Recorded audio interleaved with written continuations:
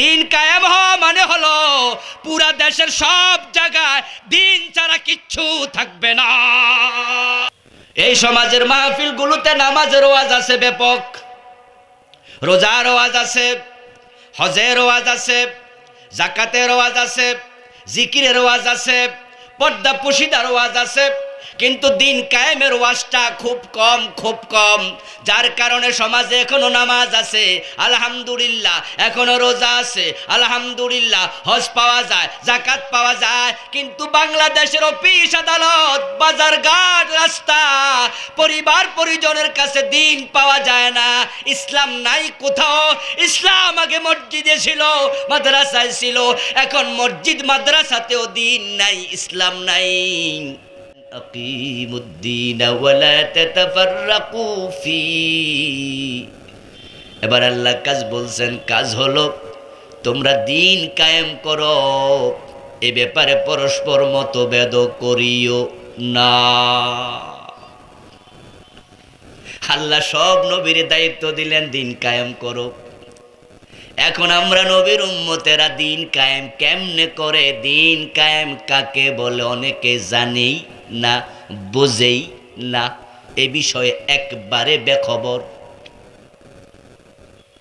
এই সমাজের মাহফিলগুলোতে নামাজের ওয়াজ আছে ব্যাপক, রোজার ওয়াজ আছে, হজের ওয়াজ আছে, জাকাতের ওয়াজ আছে, জিকিরের ওয়াজ আছে, পর্দা পুশিদার ওয়াজ আছে, কিন্তু দিন কায়েমের ওয়াজটা খুব কম, খুব কম।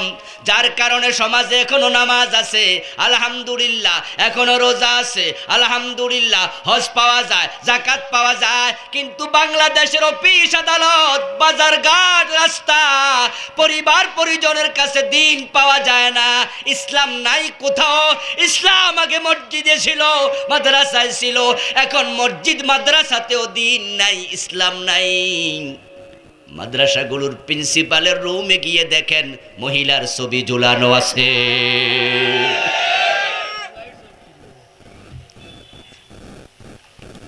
দিন এখন মসজিদও পাওয়া যায় না। হক কথা যদি কোনো ইমাম বলে, ইমামের চাকরি চলে যাচ্ছে, এমন মসজিদ আছে না নাই? মসজিদও দিনের হক কথা বলার পরিবেশ এখন আর নেই।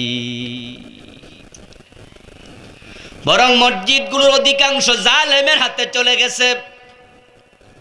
মসজিদের সভাপতির মুখে দাড়ি নাই, সভাপতি ঠিক করে সূরা ফাতিহা পড়তে পারে না, এমন সভাপতিও আছে না নাই? সুদে টাকা লাগায় এমন সভাপতিও মসজিদে পাওয়া যায়। মদের ব্যবসা করে, ইয়াবার ব্যবসা করে, আবার বন্ধু মদ পান করে, এমন সভাপতি মসজিদের আমি নিজেই দেখেছি।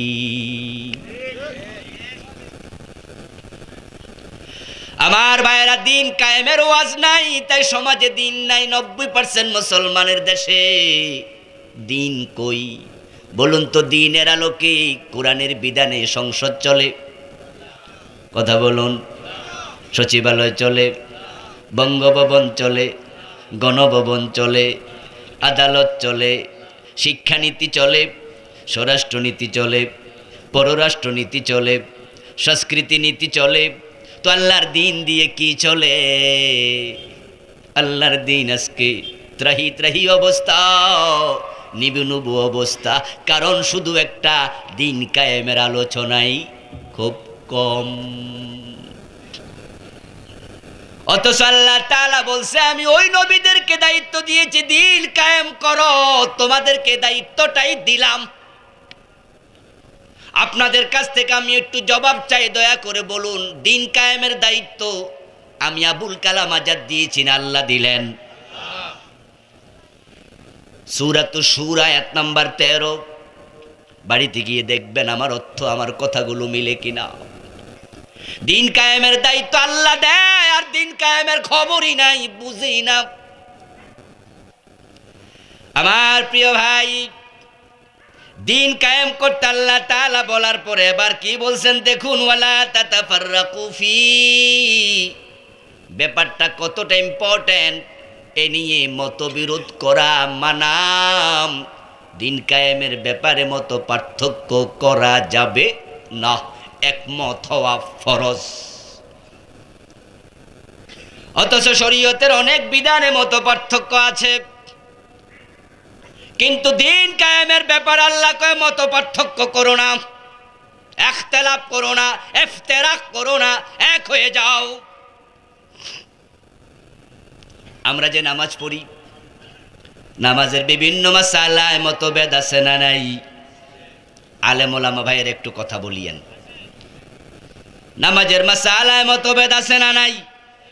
ইমাম শাফি রাহিমাহুল্লাহ বলেন ইমামের পিছনে সূরা ফাতিহা পড়া ফরজ, না পড়লে নামাজ বাদ। ইমাম আবু হানিফা রাহিমাহুল্লাহ বলেন না না, ইমামের পিছনে কেরাত পড়ার কোনো প্রয়োজনই নাই, পড়লে নামাজ বাদ। দুজন একমত না দুই মত? কথা বলেন না। ইমাম আবু হানিফা রাহিমাহুল্লাহ বলে ইমাম যখন ওয়ালাদ-দাল্লিন বলবে তোমরা চুপে চুপে আমিন বলিও। ইমাম আহমদ ইবনে হাম্বল রাহিমাহুল্লাহ বলেন ইমাম যখন ওয়ালাদ-দাল্লিন বলবে তোমরা আওয়াজ করে জোরে জোরে আমিন বলিও। দুইজন ইমাম একমত না দুই মত? এখন আমাদের কাছে কেউ যদি জিজ্ঞাসা করে হুজুর দুইজন দুই রকম কথা কয়, ওরা মনে ভালো মানুষ না, আমরা বলবো না না, ইখতিলাফের সুযোগ আছে, দুইজনই ভালো মানুষ। এক মাযহাবের লোক এখানে হাত বাঁধে, আরেক মাযহাব এখানে, আরেক মাযহাব এখানে, কেউ নাবির নিচে, কেউ নাবির উপরে, কেউ বুকের উপরে। হুজুর তিনজন আলেম তিন রকম ফতোয়া দেয়, ওরা খারাপ মানুষ, মাযহাবগুলো ভালো না। হানাফি মাযহাব একরকম, শাফি মাযহাব আরেক রকম, হাম্বলি মাযহাব বলে আরেক রকম, মাযহাবগুলো ভালো নয়। আমরা বলি না না, মাযাহিবুল আরবাআ হাক্কুন, ইখতিলাফ আছে, এরপরও চার মাযহাব হক। এতে বোঝা যায় ইখতিলাফের সুযোগ আছে, ঝগড়ার সুযোগ নাই। এখন আমাদের দেশে ইখতিলাফ তো নাই, এরা ঝগড়া বানাইয়া ফেলছি আমরা। তারাবির নামাজ পড়া সুন্নাহ, তারাবির নামাজ পড়া সুন্নাহ, ঝগড়া করা হারাম, তানাজু হারাম, জেদাল হারাম, মুসলমান মুসলমান মারামারি করা হারাম। অথচ 8 রাকাত আর 20 রাকাতের মাসালা নিয়ে মারামারি লাগা যায় এমন লোক আছে না নাই? ইসলামের থিম তারা বুঝেনি। ডক্টর আব্দুল্লাহ জাহাঙ্গীর স্যার নাম শুনছেন রাহিমাহুল্লাহ? তিনি মারা গিয়েছেন, আল্লাহ জান্নাতের উচ্চ মাকাম দান করো, বলেন আমিন। আল্লাহ তোমার এই বান্দাকে ক্ষমা করে দাও, আবার বলেন আমিন। উনি বললেন যে যাচ্ছিলেন রাস্তা দিয়ে, ইশারের নামাজ পড়বেন, তারাবি পড়বেন, দাঁড়ালেন, কোনো এক মসজিদে ঢুকলেন, ঢুকেই দেখেন যে মসজিদে চরম হট্টগোল। জাহাঙ্গীর স্যারকে দেখে 2 গ্রুপ থামছে, আরে হুজুর আইছে, বড় স্যার আইছে। স্যার বললেন ঝগড়া কি নিয়ে চলছে? কয় যে উনি বলে 8 রাকাত, উনি বলে 20 রাকাত, তাই ঝগড়া চলতেছে, হট্টগোল শুরু হয়েছে। স্যার বলেন আমি তখন বললাম এই হুজুর যেহেতু 20 রাকাত বলেন, তাহলে নিশ্চয় তার কাছে 20 রাকাতের দলিল। কথা বলেন না, বলেন না। 20 রাকাতের দলিল ওনার কাছে আছে? হুজুর মাথা লেরা কয় জি আছে। এই হুজুর বলছে 8 রাকাত, তাহলে ওনার কাছে 8 রাকাতের দলিল? উনি মাথা লেরা কয় জি আছে। এবার হুজুর দুইজন রে কয় 8 রাকাতের দলিল আপনার কাছে আছে, 20 রাকাতের দলিল আপনার কাছে আছে, ঝগড়ার দলিল কই আছে? এবার হিডা দেন। এই যে আপনারা মসজিদের মাঝে হট্টগোল মারামারি লাগাইলেন, হে দলিলটা দেন। আমার বন্ধু আমরা বুঝি না, তাই আমরা ছোট্ট ছোট্ট বিষয় নিয়ে ঝগড়া করছি। মুসলমান যখন ইখতিলাফকে ঝগড়ায় রূপান্তরিত করেছে, তখন থেকে দল বিভক্ত হয়ে গেছে। আর যখন মুসলমানরা দলে দলে বিভক্ত হয়েছে, তখন তারা দুর্বল হয়ে গেছে। মুসলমান যখন দুর্বল হয়ে গেছে, পৃথিবীর ক্ষমতাও মুসলমানদের হাত থেকে হারাইয়া গেছে।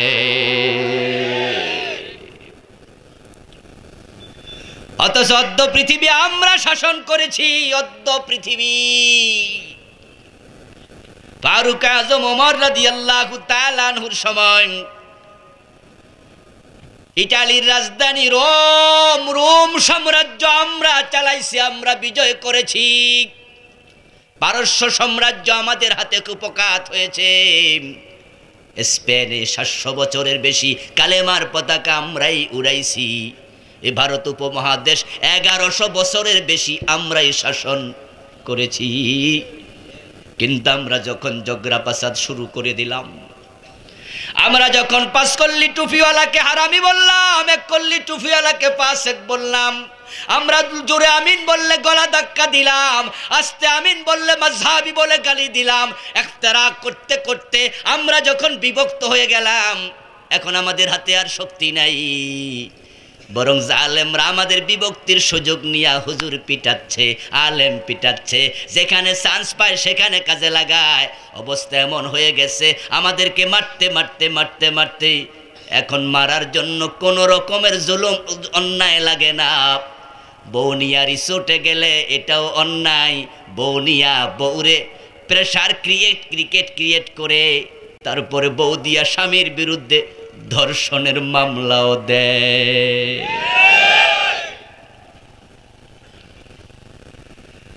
আমার ভাইয়ারা, তারা মাহিয়া মাহির সাথে তাদের গোপন ভিডিও অডিও ফাঁস হওয়ার পরে আমরা দেখি কি নোংরা আলাপ করে,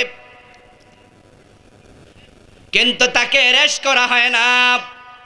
অন্য নারীকে নিয়ে রাত কাটাবে, তাকে ধরে আনার জন্য প্রশাসন পাঠানোর হুমকি দেয়, তাকে অ্যারেস্ট করা হয় না। আর বৌনিয়া রিসোর্টে গেছে, এটা অপরাধ হয়ে গেছে।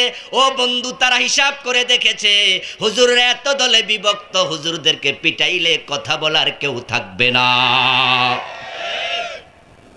দুনিয়া আমাদের হাতছাড়া হয়ে গেল, এখন পৃথিবীটা আমাদের হাতে নাই। অথচ অর্ধ পৃথিবী করেছো শাসন, ধুলার তক্তে বসে খেজুর পাতার প্রাসাদ তোমার বারে বারে গেছে খসে। এখন আমাদের পায়ের তলায় মাটি নাই, টোটাল উম্মাহ, টোটাল মুসলিম উম্মার হাতে আর কিচ্ছু নাই। যদিও পৃথিবীর রাষ্ট্রের তালিকা দেখলে দেখা যায় 65টা রাষ্ট্র মুসলমানের, 57টা ওআইসির সদস্য, কিন্তু বাস্তবে একটাও মুসলমানের হাতে নাই। আমাদের প্রাণের রাষ্ট্র, ইসলামের সূতিকাগার, ইসলামের জন্মের জায়গা, ইসলামের আতুর ঘর, আমাদের সকলের কলিজার জায়গা আরব। ওই সৌদি আরবে এখন মুসলমান চালায় না, সৌদি আরব চালায় আমেরিকা, আর আমাদের নিজের দেশ বাংলাদেশ চালায় ভারতে। আমেরিকার বিরুদ্ধে কথা বলার সাহস সৌদির প্রেসিডেন্ট সালমানের নাই, ভারতের বিরুদ্ধে কথা বলার সাহস আমাদের প্রেসিডেন্ট প্রধানমন্ত্রী নাই। কথা যদি বলে 1 সপ্তাহ পরে দেখবেন উলট পালট হইয়া গেছে। ও মুসলমান, একতলাপ করতে আল্লাহ মানা করলো একটা বিষয় নিয়ে, সেটা হচ্ছে দিন কায়েম করো, একতলাপ করিও না। জোরে আমিন হবে না আসতে হবে, ইখতিলাফ আছে, হাত নিচে হবে না উপরে আছে, ইখতিলাফ আছে, এগুলো গ্রহণযোগ্য, কিন্তু দিন কায়েমের ব্যাপারে কোনো ইখতিলাফ চলবে না।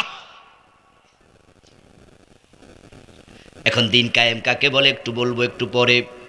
এরপর আল্লাহ তাআলা এবার কি বলে শুনুন, কাবুরা আলাল মুশরিকিনা মা তাদউহুম ইলাইহি। যারা মুশরিক, দিন কায়েমের দিকে তাদেরকে যখন ডাকবা তাদের সহ্য হবে না। কে বলছেন? আল্লাহ কইতে ডর লাগে? জোরে বলুন, কে বলেছেন? আল্লাহর কথা কখনো মিথ্যা হতে পারে না, অসম্ভব। কাবুরা আলাল মুশরিকিনা মা তাদউহুম ইলাইহি। দিন কায়েমের কথা বলবা, মুশরিকদের সহ্য হবে না। রোজার কথা বলো, তারা খেপবে না। নামাজের কথা বলুন, তারা খেপবে না। দিন কায়েমের কথা বললে বিপদ। যদি মুহাম্মদুর রাসূলুল্লাহ সাল্লাল্লাহু আলাইহি ওয়াসাল্লাম দিন কায়েমের ব্যাপারে আলোচনা না করে শুধু নামাজের কথা বলতেন, আবু জাহেল বলতো ইমামতির বেতন দরকার হইলে আমি দিমু। মুসা আলাইহিস সালাম যদি ফেরাউনের সাথে দিন কায়েম প্রসঙ্গে আলোচনা না করে শুধু নামাজের কথা বলতেন যে আমরা নামাজ পড়তে চাই, আপনার কোনো আপত্তি আছে নাকি? ফেরাউন বলতো বাতিজা বেশি কইরা পড়ো, প্রয়োজনে মসজিদের টাইলস আমি কিনা দিমু, মুরিদ লইয়া উম্মত লইয়া নামাজ পড়ো বেশি কইরা, আমার অসুবিধা কি? নমরুদকে যদি ইব্রাহিম নবী বলতেন চাচা আপনি আপনার মতো দেশ চালান, আমার দিন শুধু মসজিদ পর্যন্ত সীমাবদ্ধ, তাহলে নমরুদ হযরত ইব্রাহিমকে বলতো এসি লাগলে খবর দিও। আমাদের দেশে যেই সমস্ত আলেম ওলামারা আজকের এই দিনও দেখবেন শুধু নামাজ রোজা হজ যাকাত পর্যন্ত ওয়াজ সীমাবদ্ধ রাখে, জিকির আজকারের ওয়াজ করে, ওই আলেম ওই পীরদের হালুয়া রুটির অভাব হয় না। ওদের গর্দান মোটা হয় খাইয়া, পেট মোটা হয় খাইয়া। কিন্তু যেই আলেমেরা দিন কায়েমের কথা বলে তখন আর সহ্য করে না। দিন কায়েমের কথা শুনলে যাদের সহ্য হয় না, কাবুরা আলাল মুশরিকিন এই শব্দ দিয়ে বোঝা যায় তাদের কলবের মাঝে শিরিক আছে। আমার বন্ধু, দিন কায়েম করো। দিন মানে ইসলাম। দিন মানে কি? ইন্নাদ-দীন ইনদাল্লাহিল ইসলাম। তো দিন কায়েম করো মানে ইসলাম কায়েম করো। কায়েম কাকে বলে? কায়েম শব্দের অর্থ প্রতিষ্ঠিত করা, চালু করে দেয়া। কায়েম মানে কোনো জিনিসকে সামাজিকভাবে স্বীকৃতির পর্যায়ে নিয়ে যাওয়া। আজ থেকে 25-30 বছর আগে আজকের মতো জিন্সের প্যান্ট ছিল না।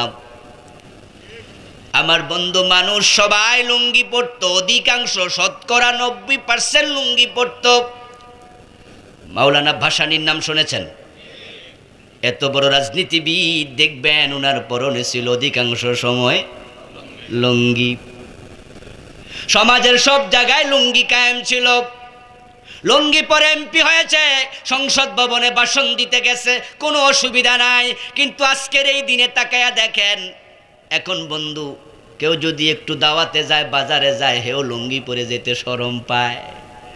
এখন পায়জামা কায়েম হয়ে গেছে। এর চেয়ে 30 বছর পিছনে যান, আজ থেকে 50 বছর পিছনে যান, এই দেশের অনেক এলাকার বিচারকেরাও বিচারের অনুষ্ঠানেও লেংটি পরে গেছে। আমি আমার নিজের নানা জেঠির বাবা, আমার বাবার বড় ভাইয়ের ওয়াইফের বাবা জেঠি আমরা বলি, আপনারা কি বলেন জানি না, জেঠা জেঠি, বড় চাচা, বড় চাচার বউ। আপনারা দেশে কি কয়? চাচি। বড় হইল চাচি, ছোট হইল চাচি। আমরা ছোট হইলে বলি চাচি, আর বাবার বড় ভাইয়ের বউ হলে বলি জেঠি, বড় ভাইয়ের বলি জেঠা। আপনারা বলেন বড় চাচা নাকি? ইয়েস। আমি বুঝাইতে পারতেছি তো? শব্দটা একটু ব্যাখ্যা বাইঙ্গা নিলাম। আমার জেঠির বাবা এলাকার মেম্বার ছিল, ওমেদ রাজা মেম্বার। আমি নিজের চোখে দেখেছি ওই মেম্বার সাহেব যখন হাল চাষ করতে আসতেন লেংটি পড়তেন। আমরা ছোট্ট ছিলাম, অর্থাৎ আজ থেকে 35-40 বছর আগের কথা বলছি। আমার বন্ধু আজ থেকে 35-40 বছর আগে আমার চোখ বলেছে লেংটি ছিল, আরো পিছনে গেলে আরো বেশি ছিল।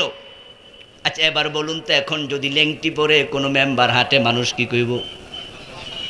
বলবে নিশ্চয় মাথায় সমস্যা আছে, ঠিক না? কায়েম হওয়া মানে চালু হওয়া, চালু রেওয়াজ হয়ে যাওয়া, প্রতিষ্ঠিত হওয়া। দিন কায়েম হওয়া মানে হলো পুরা দেশের সব জায়গায় দিন ছাড়া কিচ্ছু থাকবে না।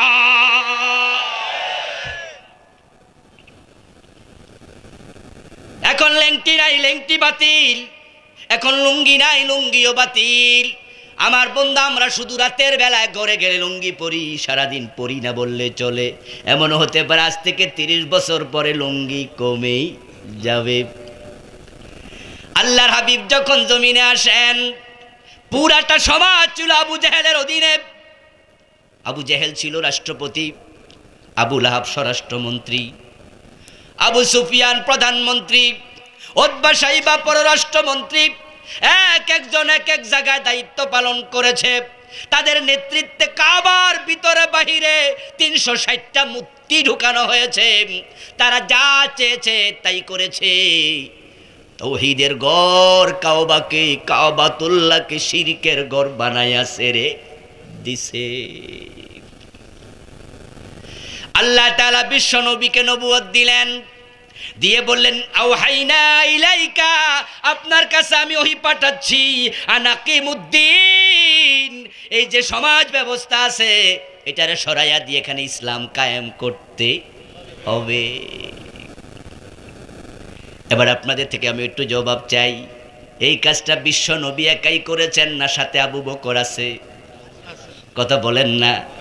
হযরত ওমর আছে না নাই? এই কাজের সহযোগী আলী আছে না নাই? এই কাজের সহযোগী উসমান আছে না নাই? এই কাজের সহযোগী মা খাদিজা আছে না নাই? মা আয়েশা আছে না নাই? যে থাকবে না সে রাসূলের উম্মতের ভিতরে ঢুকতে পারবে না। বিশ্বনবী দিন কায়েমের কাজ করতে গিয়া জিহাদ করা লেগেছে। শুধুমাত্র নামাজ রোজা হজ যাকাত দিন না, অন্য বিধান যত জায়গায় দিনের আছে সবটাকে একসাথে কায়েম করাও, এটাই নবীর দায়িত্ব, এটাই ছিল সাহাবাদের দায়িত্ব। সেই দায়িত্ব পালন করতে গিয়ে নবী মুহাম্মদ সাল্লাল্লাহু আলাইহি ওয়াসাল্লাম যাবেন তাবুকে।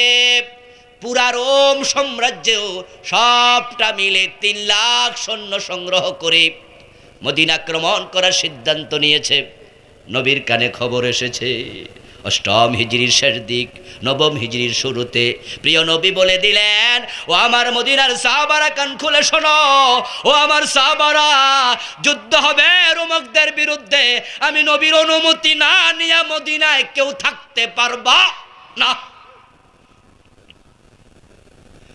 10,000 সাহাবী ছিল মক্কা বিজয়ের দিন, অনেক বড় সংখ্যা।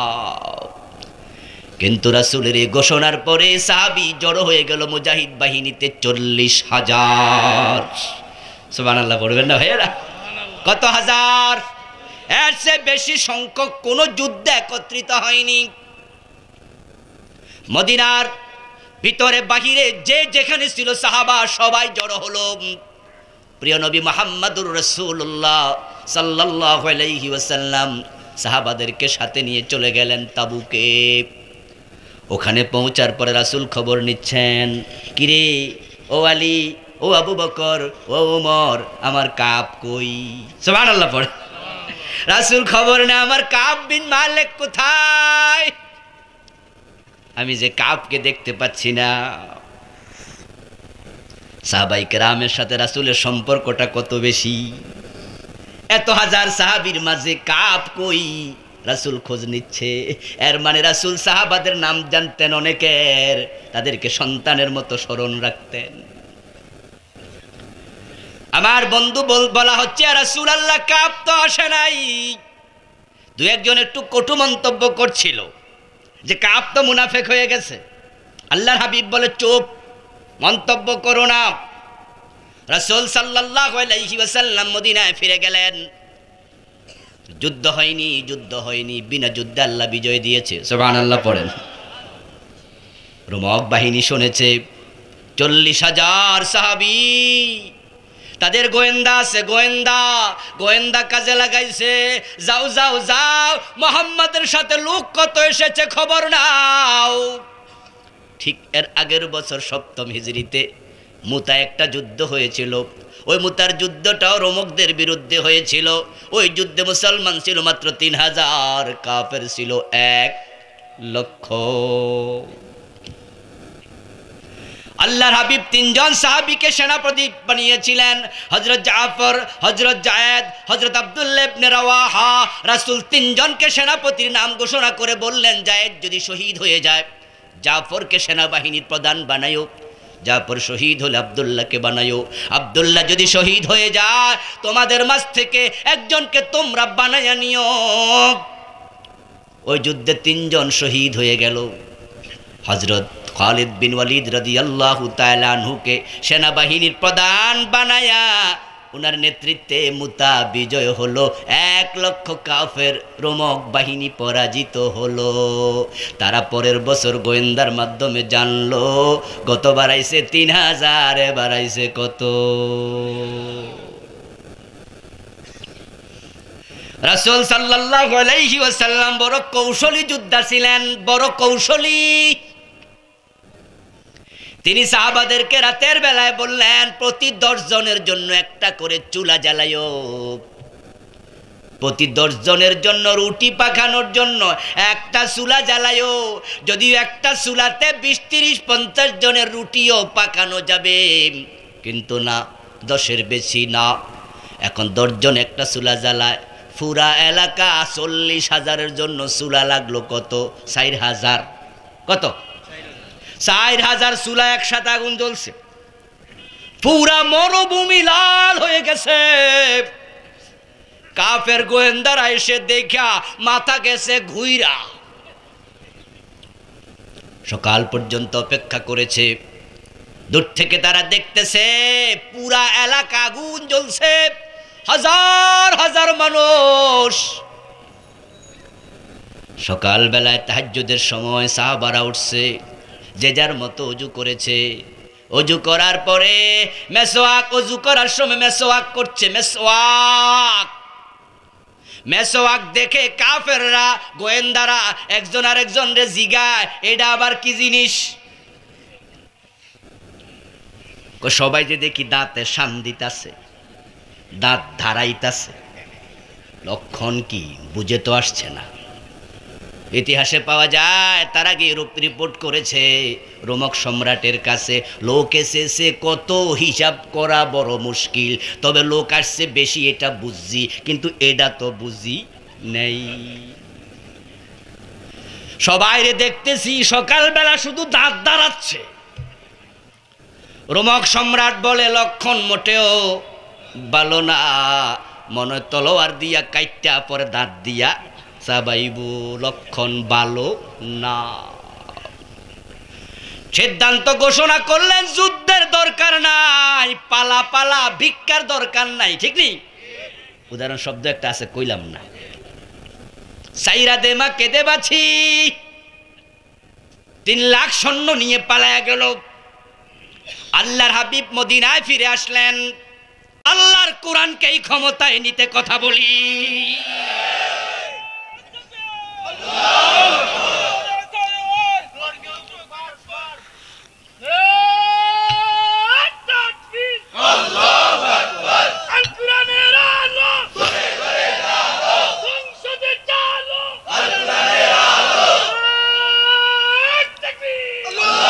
আমার ভাইয়েরা, আমরা সবাই নামাজের পক্ষের লোক, ঠিক না?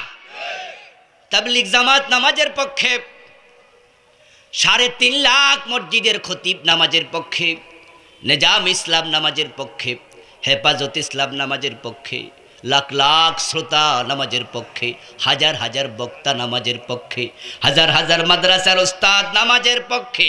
সবাই নামাজের ওয়াজ করে, কিন্তু দিন কায়েম না হওয়ার কারণে ফজরের টাইমে সালাম ফিরে দেখো মসজিদ খালি। ওয়াজ দিয়ে হবে না, দিন কায়েম করো।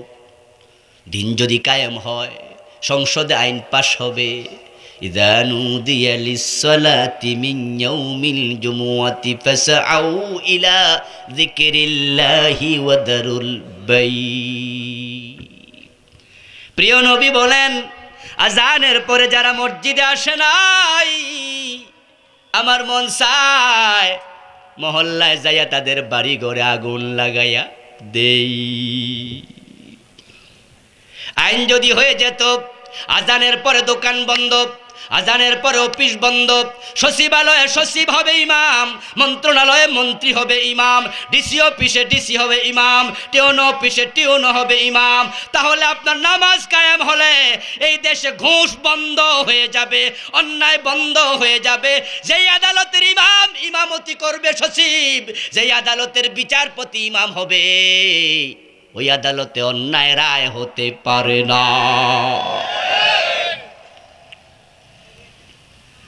আমার বন্ধু, মাঝে মাঝে দূর থেকে প্রোগ্রাম করে রাতের বেলায় ফিরি, ছোট গাড়ি নেই না, মাঝে মাঝে বড় গাড়িতে করে যাই কক্সবাজার থেকে। আপনাদের সিলেটও মাঝে মাঝে বিমানে আসি, বড় গাড়িতে করে ফিরি। আমি নিজে সাক্ষী, ফজরের নামাজটা রাস্তায় পড়া লাগে। ড্রাইভারকে বলি, ভাই নামাজ পড়বো, গাড়ি থামায়। আলহামদুলিল্লাহ ফেস ভ্যালুর কারণে থামাবো না এটা বলতে সাহস করে না। স্কেনিয়া বলবো গাড়ি, কত দামি লোকজন ওঠে। ড্রাইভার থেমেছে। ও বন্ধু, কষ্টে কলিজা ফেটে যায়। 35-40 জন যাত্রী, আমি একজন ছাড়া একজনও ফজরের নামাজ পড়ে নাই। ড্রাইভার দাঁড়াইছে, নামাজ শেষ করে এসে দেখি ড্রাইভার আর হেল্পার গাড়ির নিচে দাঁড়ায় দুইজন একসাথে বিড়ি টানতাছে। নামাজে কেউ গেল না, ওয়াজ কোথায় গেল? কিন্তু যদি আইন হয়ে যেত, দোকান বন্ধ, সব দোকানদার মসজিদে যাও, ক্রেতারা মসজিদে যাও, যুবকেরা মসজিদে যাও, ইমাম আবু হানিফা, শাফি, মালিক, আহমদ ইবনে হাম্বল রাহিমাহুমুল্লাহ, চার ইমাম একমত, বালেক যদি নামাজ না পড়ে তারে জেলে দাও। ইমাম শাফি রাহিমাহুল্লাহ বলেন, জেলে দেওয়ার আগে কিছু পিটুনিও দেও। আইন যদি হয়ে যেত, দোকান বন্ধ না করলে লাইসেন্স বাতিল হবে, পুলিশ ধরলে জেলে যাওয়া লাগবে। আর একটু কল্পনা করুন তো, আপনাদের বাজারগুলোতে, শহরতলিগুলোতে, উপজেলা সদরে, জেলা সদরে আজানের পরপর সব দোকান বন্ধ, সব দোকানদার মসজিদে যায়, সব ক্রেতারা মসজিদে যায়, সব যুবকেরা মসজিদে যায়। এই পরিবেশ যদি হয়ে যেত, এক একটা মসজিদে 3 বার 4 বার 5 বার জামাত হওয়া লাগতো, মুসল্লির জায়গা দেয়া যেত না।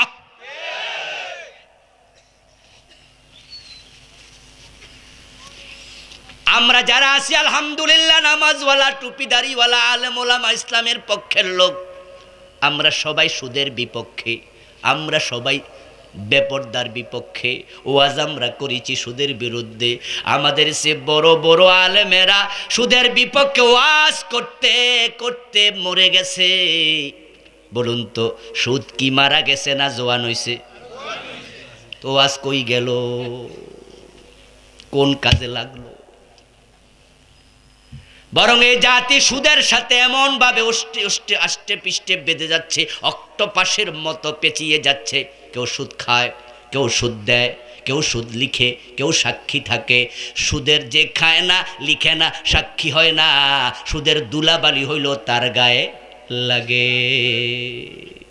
অথচ সুদের গুনার মাঝে সবচেয়ে ছোটটা হলো নিজের মায়ের ইজ্জত নষ্ট করা।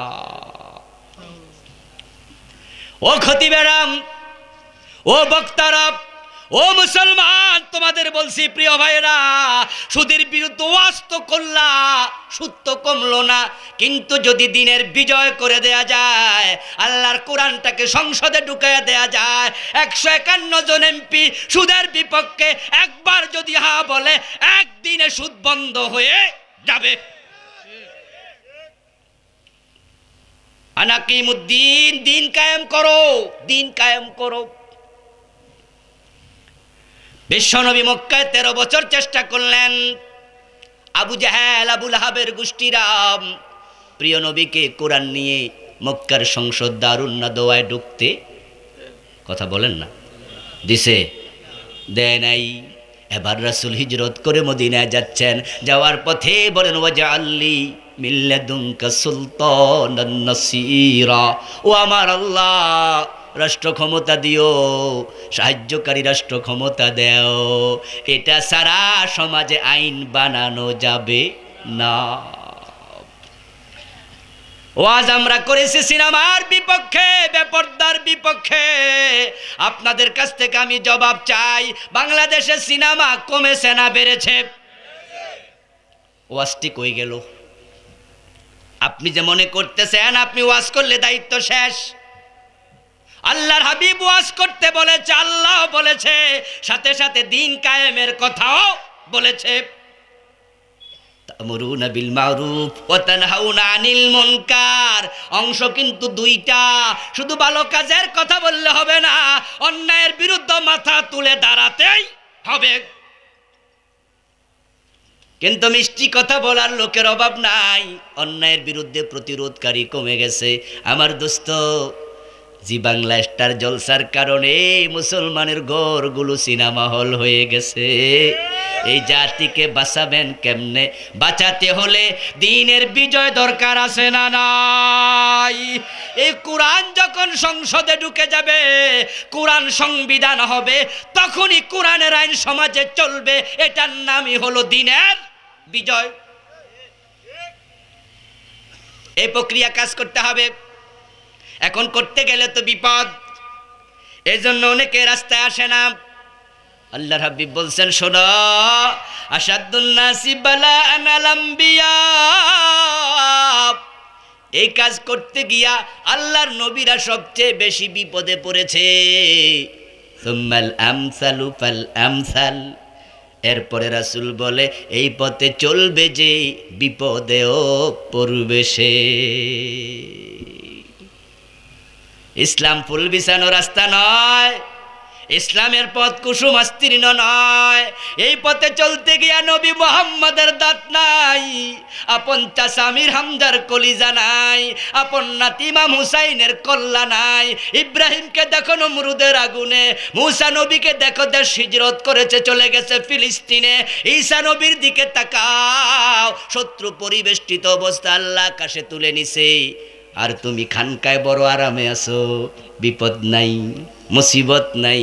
ঘাড় মোটা হয়, পেট মোটা হয়, বুঝতে হবে তোমার রাস্তা নবীদের রাস্তা না।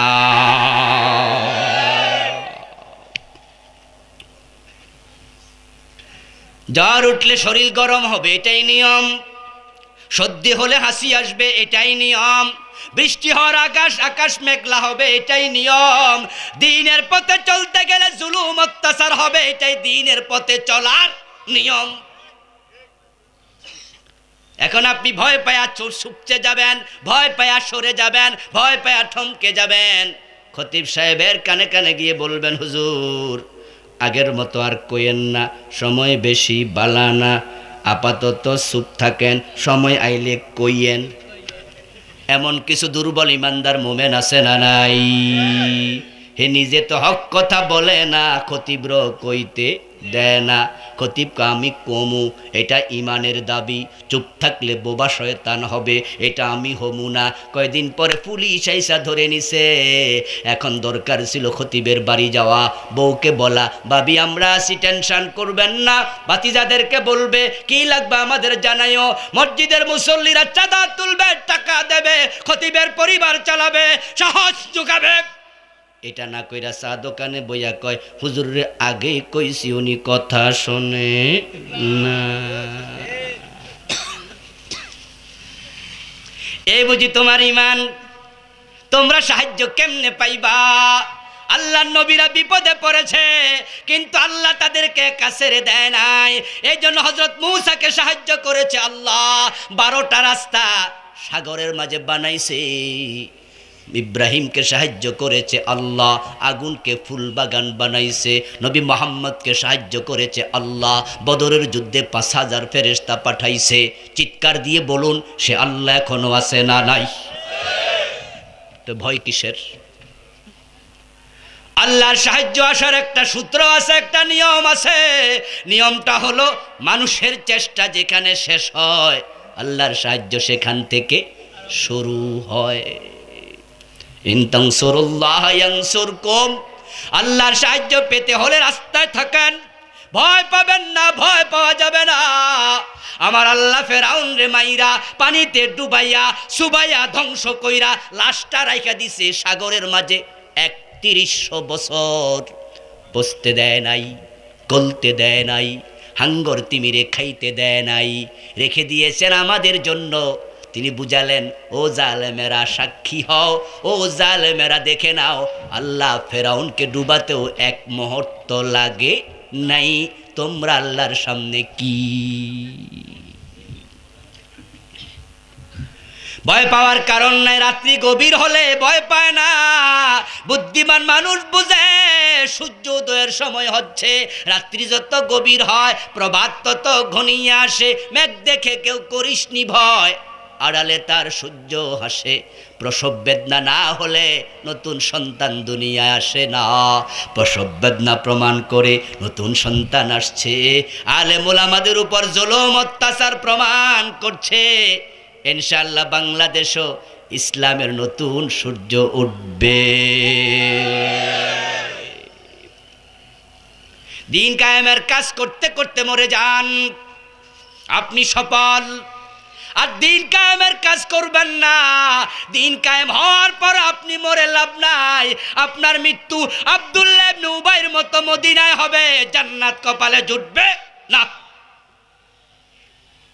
এই জন্য আসুন বন্ধু, আল্লাহর দিন আল্লাহর জমিনে কায়েমের জন্য আমরা কথা বলবো, চেষ্টা করব, দাওয়াতি কাজ করব, দিন কায়েমের কর্মী হব। যার যতটুকু সামর্থ্য আছে ততটুকু নিয়োগ করব। আল্লাহর তৌফিক কামনা করছি। সবাই একবার বলুন আমিন।